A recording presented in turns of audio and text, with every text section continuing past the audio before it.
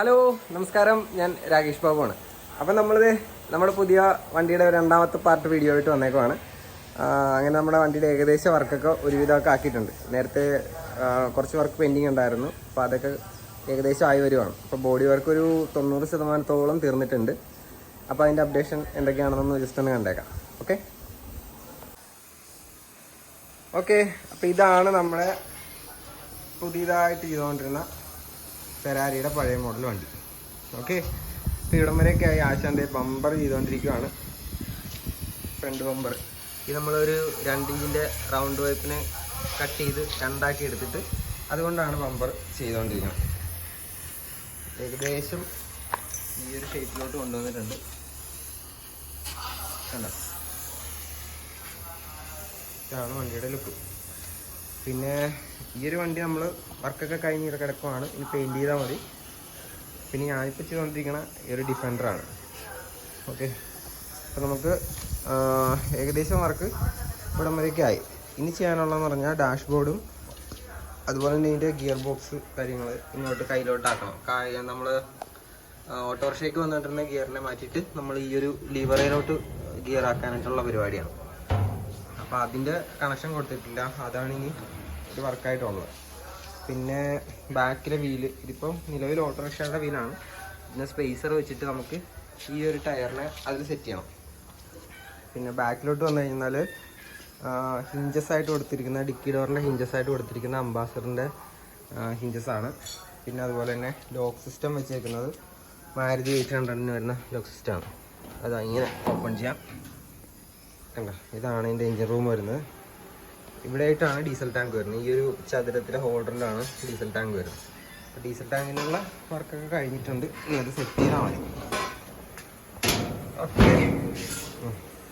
പിന്നെ ബാക്കിലെ bumper fully set ചെയ്തിട്ടുണ്ട്. അങ്ങനെയുണ്ട്. അപ്പോൾ എല്ലാം എന്നെ കൊണ്ട് തീരാത്തതുകൊണ്ട് ആശാനെ കൂടെ നമ്മൾ വർക്കിലോട്ട് ഉൾപ്പെടുത്തിയിട്ടുണ്ട്. അപ്പോൾ ആശാനാണ് ബമ്പറും കാര്യങ്ങളൊക്കെ സെറ്റ് ചെയ്തത്. ബാക്കി ബോഡിയൊക്കെ നമ്മൾ തന്നെയായിരുന്നു. ഡാഷ്ബോർഡ് സെറ്റ് ചെയ്ത ആശാനാണ്. പിന്നെ ഇനിയുള്ളത് നമുക്ക് സീറ്റ്. എൻ്റെ കസ്റ്റമർ പറഞ്ഞതെന്ന് വെച്ചാൽ സ്പ്ലിറ്റ് സീറ്റ് വേണം, അഡ്ജസ്റ്റബിൾ ആയിരിക്കണമെന്നൊക്കെ പറഞ്ഞു. പക്ഷേ ഈ ഒരു സ്പേസിൽ നമുക്ക് സ്പ്ലിറ്റ് സീറ്റ് ചെയ്യാനായിട്ട് ഭയങ്കര ബുദ്ധിമുട്ടായിരുന്നു. അതുകൊണ്ട് നമ്മൾ ബെഞ്ച് സീറ്റാണ് വയ്ക്കുന്നത്. അപ്പോൾ അഡ്ജസ്റ്റ് ചെയ്യാനായിട്ടുള്ള സ്പേസ് ഇല്ല. ഈ സ്റ്റിയറിങ്ങിനും ഇതിൻ്റെ ഇടയ്ക്ക് വരുന്ന സ്പേസിൽ അഡ്ജസ്റ്റ് ആക്കാനായിട്ട് കുറേ ബുദ്ധിമുട്ടാണ്. അതുകൊണ്ട് അത് നമ്മൾ ഒഴിവാക്കി ബെഞ്ച് സീറ്റാണ്.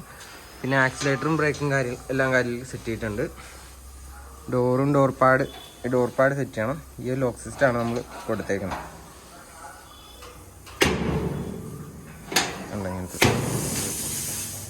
ഓക്കെ. ഇനിയിപ്പോൾ ഇവിടെ ആയിട്ടൊരു സംഭവമുണ്ട്. ഒരു എയർ ക്യൂബ്സ് പോലത്തെ ഒരു സാധനം ഇവിടെ സെറ്റ് ചെയ്യാനുണ്ട്. ബാക്കി കാര്യങ്ങളൊക്കെ സെറ്റാക്കി സ്റ്റിയറിങ് സാധനങ്ങളെല്ലാം റെഡിയാണ്. പിന്നെ ഗ്ലാസ് ഫ്രെയിമായിട്ട് നമ്മൾ എടുത്തേക്കുന്നത് അംബാസഡറിൻ്റെ ഗ്ലാസ് ഫ്രെയിമാണ്. അത് നമ്മൾ കട്ട് ചെയ്ത് നമ്മുടെ ഈ ഒരു വണ്ടിയുടെ ഷേപ്പിൽ കൊണ്ടുവന്നേക്കാം. പിന്നെ ഇതിൽ ഗ്ലാസ് ഇടണം. പിന്നെ അതുപോലെ തന്നെ എല്ലായിടും ഒന്ന് നന്നായിട്ട് വെൽഡ് ചെയ്യാനായിട്ടൊക്കെ ഉണ്ട്. ഇപ്പോൾ ജസ്റ്റ് സ്റ്റിച്ച് വെൽഡ് ചെയ്ത് നിർത്തിയേക്കാം. ഓക്കെ. ഇതൊക്കെയാണ് നമ്മളുടെ ഈ ഒരു വണ്ടിയുടെ ഇപ്പോഴത്തെ കണ്ടീഷൻ. പിന്നെ ബാക്കിൽ നമ്മൾ അംബാസഡറിൻ്റെ ടൈൽ ലാമ്പാണ് കൊടുക്കാൻ ഉദ്ദേശിക്കുന്നത്. അപ്പോൾ അതിന് പറ്റിയ രീതിയിൽ നമ്മളിവിടെ ഫാബ്രിക്കേറ്റ് ചെയ്ത് വെച്ചിട്ടുണ്ട്. അപ്പോൾ അത് സെറ്റ് ചെയ്താൽ ബാക്കിലെ വർക്ക് ഏകദേശം കഴിയും. പിന്നെ ഡീസൽ ടാങ്ക് നേരത്തെ അകത്ത് കാണിച്ചു. അപ്പോൾ അത് പുറത്തുനിന്ന് ഓപ്പൺ ചെയ്യുന്ന രീതിയിൽ മാരുതി 800 ഡോറിനെ നമ്മൾ ഇവിടെ ഇങ്ങനെ സെറ്റ് ചെയ്തേക്കുവാണ്. അപ്പോൾ ഇവിടം വഴി നമുക്ക് ഡീസൽ അടിക്കാവുന്ന രീതിയിൽ ആണ് ചെയ്തേക്കുന്നത്. പിന്നെ ഒരു വൈഡ് ബോഡി പോലെ തോന്നുന്ന രീതിയിൽ വീലാർച്ചും കാര്യങ്ങളൊക്കെ കൊടുത്തിട്ടുണ്ട്.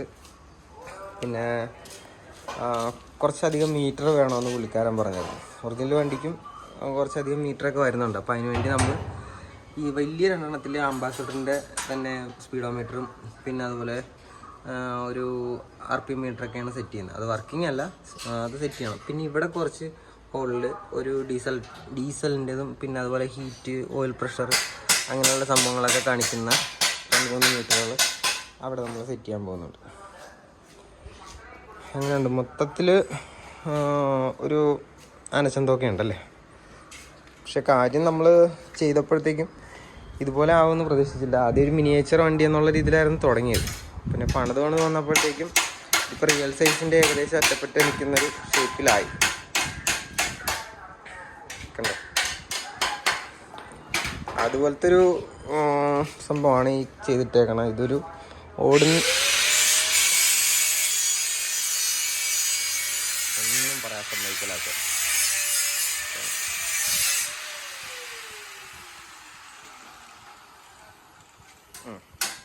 കഴിഞ്ഞ.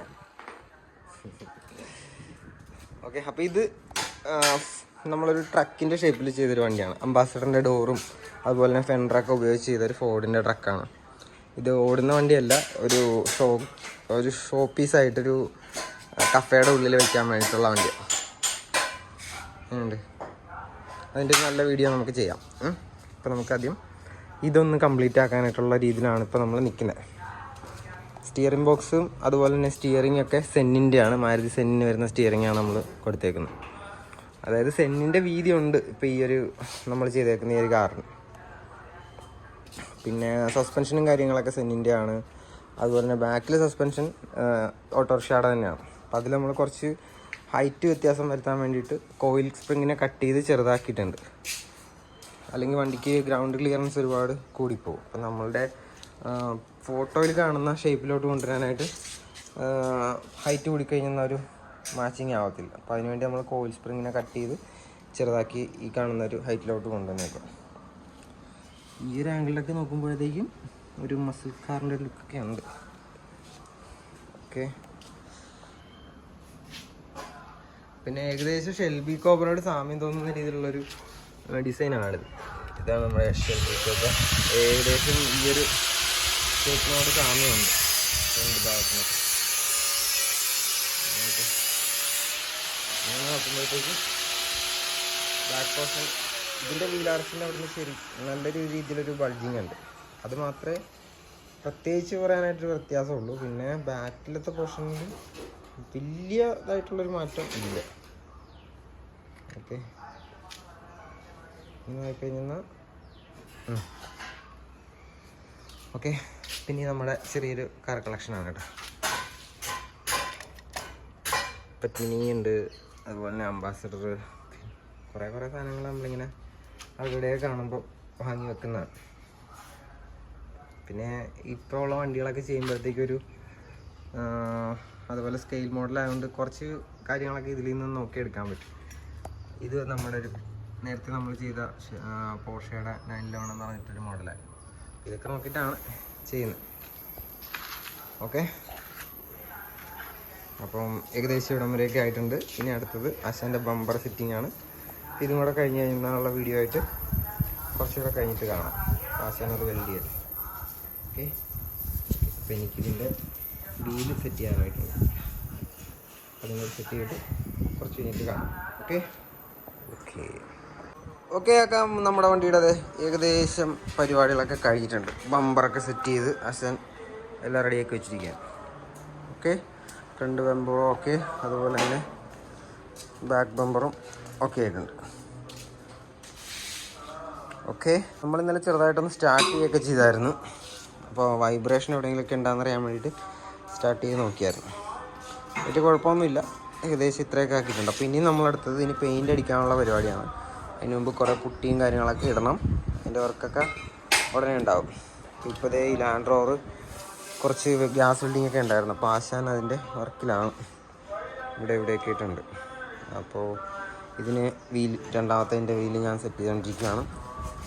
അപ്പോൾ ഇതൊക്കെയാണ് പരിപാടി. അപ്പോൾ ഇതൊക്കെയാണ് നമ്മുടെ എന്തായിരുന്നു മറന്നും പോലെ ഫെറാരിയുടെ ഈ ഒരു വീഡിയോ. അപ്പോൾ ഇതിൻ്റെ അടുത്തൊരു പാർട്ടുമായിട്ട് ഉടനെ വരാം. അപ്പം ഇതുവരെയൊക്കെ ആക്കി വെച്ചിട്ടുണ്ട്. അപ്പോൾ വീഡിയോ കൊണ്ട് എല്ലാവർക്കും ഒരു നല്ല ദിനം ആശംസിക്കുന്നു. ഉടനെ അടുത്ത വീഡിയോയ്ക്ക് വരാം. അതുവരെ എല്ലാവർക്കും ബൈ.